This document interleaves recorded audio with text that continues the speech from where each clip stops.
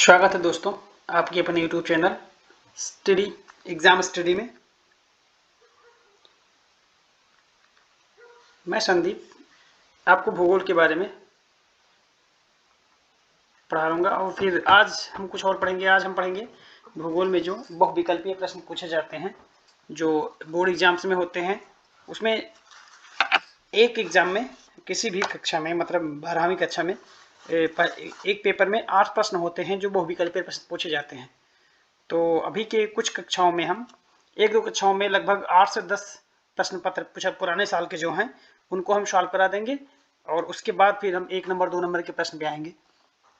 तो आज के लिए हम यही पढ़ाएंगे कि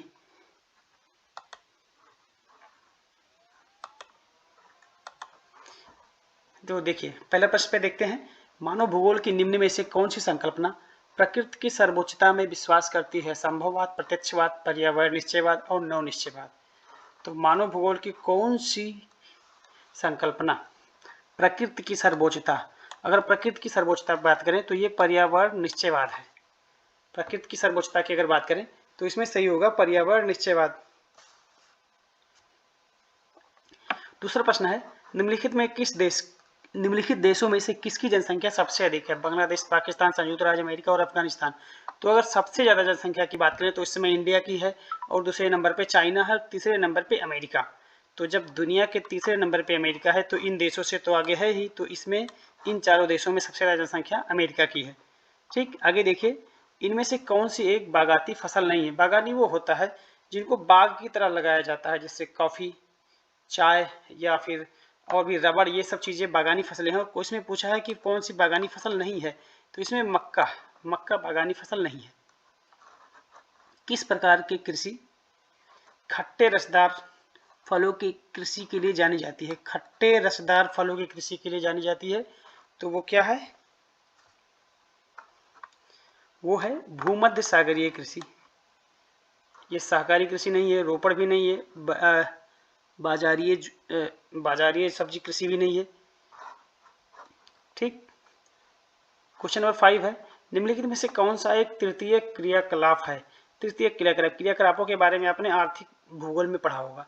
उसमें 3 तरह के होते हैं, एक प्राथमिक होता है, द्वितीयक और तृतीयक। प्राथमिक में वो चीजें होती हैं जिसमें हम कच्चा माल जिससे हमें प्राप्त होता है, इसमें हमें कोई चीज बनाने की जरूरत नहीं पड़ता, डायरेक्ट हमें प्रकृति से जो चीजें मिलती हैं वो प्राथमिक में आता है। द्वितीयक में वो चीजें आती हैं जिनका हम प्राकृतिक चीजों का उपयोग करके कोई प्रोडक्ट बनाते हैं। और तृतीयक वो होता है जिसमें हम सेवा देते हैं। तो इसमें तृतीयक के बारे में पूछा गया है तो ये व्यापार होगा, तृतीयक क्षेत्र में ये व्यापार होगा। ठीक, खेती तो प्राथमिक हो जाएगी और बुनाई द्वितीयक हो जाएगी क्योंकि हम कच्चे माल का प्रयोग करके कुछ बनाएंगे। आखेट भी द्वितीयक हो जाएगा क्योंकि प्राकृतिक चीजों का इसमें हम इस्तेमाल करेंगे। ठीक, आगे देखिए, निम्नलिखित में से किस राज्य की जनसंख्या का घनत्व सबसे अधिक है? तो भारत में अगर सबसे अधिक जनसंख्या घनत्व की बात करें तो वो बिहार का है और दूसरे नंबर पर आता है उत्तर प्रदेश। पहले नंबर पे बिहार और दूसरे नंबर पर उत्तर प्रदेश, लेकिन इसमें बिहार है नहीं तो उत्तर प्रदेश इसमें सबसे अधिक हो जाएगा, जिसका है 829। इसका है कितना है? 829 है इसका जनसंख्या घनत्व उत्तर प्रदेश का। इसमें आगे देखिए, निम्नलिखित में से भारत के किस राज्य से होकर इंदिरा गांधी नहर जाती है? तो इंदिरा गांधी के जमाने बनाया गया था राजस्थान में। ये 35 किलोमीटर राजस्थान में बहती है और उसके बाद पंजाब और हरियाणा में 170 किलोमीटर बहती है, लेकिन शुरुआत होती है राजस्थान से। ओके, बॉम्बे हाई, इसके बारे में हमने मैप में भी आपको पढ़ा था। बॉम्बे हाई खनन के लिए प्रसिद्ध है। किसके खनन के लिए? तो इसके बारे में पढ़ाए थे आपको, खनिज तेल के लिए। वहाँ तेल का कुआं है, ये मुंबई के बगल में समुद्र में है, समुद्र के बीच तेल का कुआं है, वहाँ पे ये निकाला जाता है। ठीक, अब ये एक पेपर का हो गया, ये पेपर था 2023 का, 2023 का पेपर था ये। और इसके बाद हम 2020 का एक हमारे पास पेपर है उसके बारे में उसमें देखेंगे।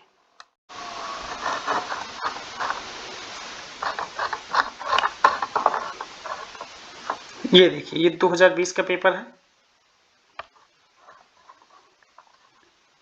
प्रश्न 1 से 8 तक बहुविकल्पीय प्रश्न, यही आज हम करेंगे केवल। देखिए, पहला प्रश्न इसमें है कि निम्नलिखित में से कौन सा एक मानव भूगोल का उपगमन नहीं है? तो क्या नहीं है इसमें? क्षेत्रीय विभिन्नता, ये मानव भूगोल का उपमागमा है। मानव भूगोल वही होता है जिसमें मानव का संबंध प्रत्यक्ष रूप से दिखाई दे। तो क्षेत्रीय भिन्नता में मानव दिखाई देगा, स्थानीय संगठन में भी, अन्वेषण और वर्णन में भी दिखाई देगा, लेकिन ये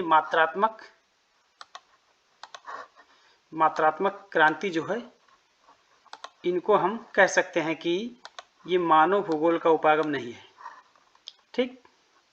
इसके अलावा प्रश्न नंबर दूसरा देखिए, निम्नलिखित में से किस महाद्वीप में जनसंख्या वृद्धि सर्वाधिक है?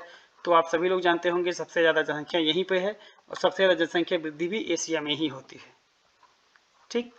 निम्नलिखित में से किस प्रदेश में प्रलेखित प्राचीनतम नगरीय बस्ती रहा है? सबसे प्राचीनतम बस्ती जो है वो रहा है सिंधु घाटी सभ्यता का, जो कि भारत में पड़ता है, भारत और पाकिस्तान मिला के पड़ता है। प्रश्न नंबर 4 है, इनमें से कौन सा रोपड़ फसल नहीं है? रोपड़ मतलब होता है रोपाई की, जिससे रोपाई की जाती हो। तो गेहूं एक ऐसा फसल है जो कि रोपड़ फसल नहीं है। गेहूं ऐसा फसल है जो रोपड़ फसल नहीं है। बाकी कॉफी, गन्ना, रबड़ ये सब रोपड़ फसल में आते हैं। ठीक। आगे देखिए, भारत की जनगणना के अनुसार निम्नलिखित में से कौन सी एक विशेषता नगर की परिभाषा का अंश नहीं है? जनसंख्या घनत्व तो 400 प्रति व्यक्ति, 400 व्यक्ति प्रति वर्ग किलोमीटर, ये तो है, ये सही है। नगर पालिका, पहले ये देखिए कि अंश नहीं है, नहीं पूछा है इसमें। नगर पालिका या निगम का होना ये तो होता ही है नगरों में, ये भी है। 75% से अधिक जनसंख्या का प्राथमिक खंड में संलग्न होना, ये नहीं है, ये गांव में होता है। जो जनसंख्या प्राथमिक खंड में लगी होती है वो गांव में होता है, कि सारी की सारी जनसंख्या लगभग 80% 70% जनसंख्या प्राथमिक क्षेत्र में लगी होती है, ये गांव की विशेषता है। जनसंख्या का आकार 5000 व्यक्तियों से अधिक, ये सब नगर की विशेषता है। तो इसमें जो नहीं है वो ये है तीसरा नंबर, 75% से अधिक जनसंख्या का प्राथमिक खंड में संलग्न होना। क्वेश्चन नंबर 6 है, निम्नलिखित में से जल किस प्रकार का संसाधन है? अजैव संसाधन, अजैव तो बिल्कुल नहीं, उसमें जीव होते हैं। अनवीकरणीय, ये भी गलत है, उसका उपयोग दोबारा किया जा सकता है, नवीकरणीय है। जैव संसाधन, जैव संसाधन तो है, लेकिन इससे भी आगे देखेंगे चक्रीय संसाधन। चक्रीय संसाधन वो होता है जिसका उपयोग हम बार बार कर सकते हैं। तो जल एक चक्रीय संसाधन है। भारत की अधिकांश विदेशी व्यापार वाहन होता है। किससे होता है? भारत का अधिकतर विदेशी व्यापार स्थल और समुद्र, स्थलों द्वारा विदेशी व्यापार बहुत मुश्किल है, नहीं होता है, क्योंकि कुछ ही देश हैं जो स्थलों से लगते हैं। स्थल और वायु द्वारा ये भी नहीं संभव है।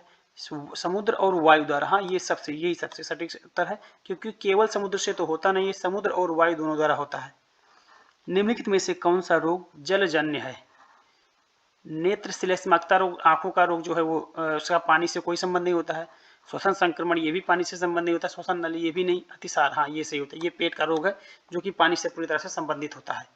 तो ये दो प्रश्न पत्र हो गए जिनको अभी हमने सॉल्व किया, और इसके आगे वाले में हम देखेंगे कम से कम 10 क्वेश्चन सेट आपको हम करा देंगे। तो अगर वीडियो अच्छी लगी हो तो लाइक और सब्सक्राइब जरूर करें, और हो सके तो अपने मित्रों को भी शेयर करें।